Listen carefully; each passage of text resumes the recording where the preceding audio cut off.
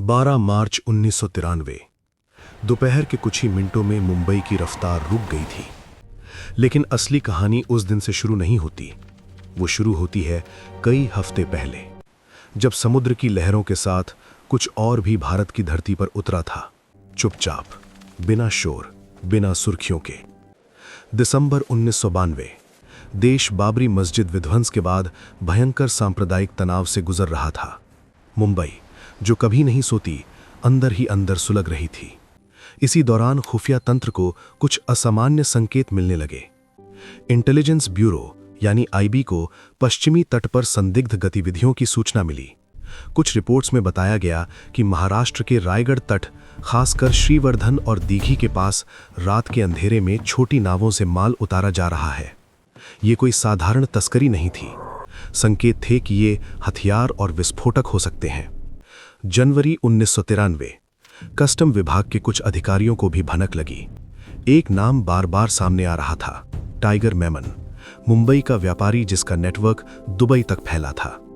उसी समय खुफिया एजेंसियों को सूचना मिली कि दुबई से कुछ लोग पाकिस्तान के रास्ते ट्रेनिंग लेकर लौट रहे हैं। आईबी के अंदरूनी नोट्स में RDX शब्द दर्ज हुआ। RDX सेना में इस्तेमाल होने वाला शक्तिशाली विस्फोटक। सवाल ये था, अगर ये सच है तो इतना खतरनाक पदार्थ भारत की जमीन तक पहुंच कैसे रहा है? रिपोर्ट्स ऊपर भेजी गईं, राज्य स्तर से केंद्र तक। लेकिन 1993 की शुरुआत में देश पहले से ही राजनीतिक उथल-पुथल से जूझ रहा था। सांप्रदायिक दंगे, कानून व्यवस्था की चुनौती, आर्थिक दबाव, और इसी शोर में ये चेतावनियां कहीं दबने लगीं। फरवरी 1993। रायगढ़ तट पर एक बड़ी खेप उतरने की सूचना थी। बाद की जांच में सामने आया कि लगभग 3 टन RDX और हथियारों की तस्करी हुई। AK-56 राइफलें, हैंड ग्रेनेड, गोला बारूद। ये कोई छोटी साजिश नहीं थी, ये युद्ध स्तर की तैयारी थी। कुछ कस्टम अधिकारियों ने कथित तौर पर इस खेप को रोकने की कोशिश की, लेकिन बाद में जांच में खुलासा हुआ कि स्थानीय स्तर पर भ्रष्टाचार और राजनीतिक दबाव ने रास्ता आसान कर दिया। सवाल यही था कि क्या आईबी की चेतावनियों को पर्याप्त गंभीरता से लिया गया? मुंबई पुलिस के कुछ अधिकारियों को संकेत मिले थे कि शहर में बड़ा कुछ होने वाला है, लेकिन स्पष्ट तस्वीर नहीं थी। इनपुट्स बिखरे हुए थे, कहीं स्मगलिंग, कहीं विदेशी कॉल्स, कहीं संदिग्ध मीटिंग्स।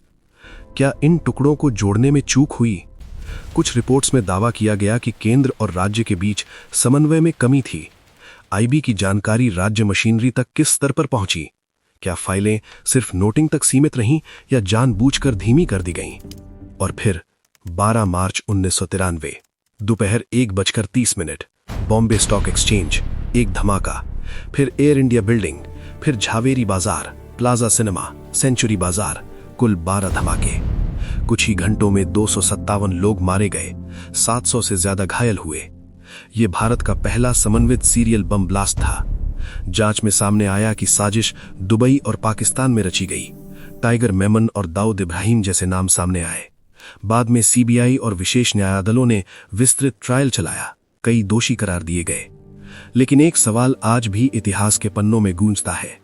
अगर RDX की खेप उतरते वक्त ही रोक ली जाती, अगर चेतावनियों को उच्चतम स्तर पर तुरंत कार्यवाही में बदला जाता, क्या 12 मार्च टल सकता था? आईबी ने इनपुट्स दिए थे, ये रिकॉर्ड में है। लेकिन खुफिया जानकारी का मूल्य तभी है जब उस पर कार्यवाही हो। 1993 की मुंबई ने दिखा दिया कि चेतावनी और कार्यवाही के बीच की दूरी कितनी खतरनाक हो सकती है। उस दिन सिर्फ इमारतें नहीं टूटी, लोगों का भरोसा टूटा।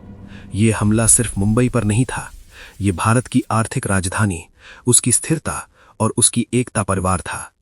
राष्ट्रीय सुरक्षा सिर्फ सीमा पर नहीं बचाई जाती, कभी कभी वो समुद्र किनारे अंधेरे में उतरती एक नाव से शुरू होती है। और इतिहास हमें बार बार याद दिलाता है, जब चेतावनियां फाइलों में दब जाती हैं तो धमाके सड़कों पर गूंजते हैं।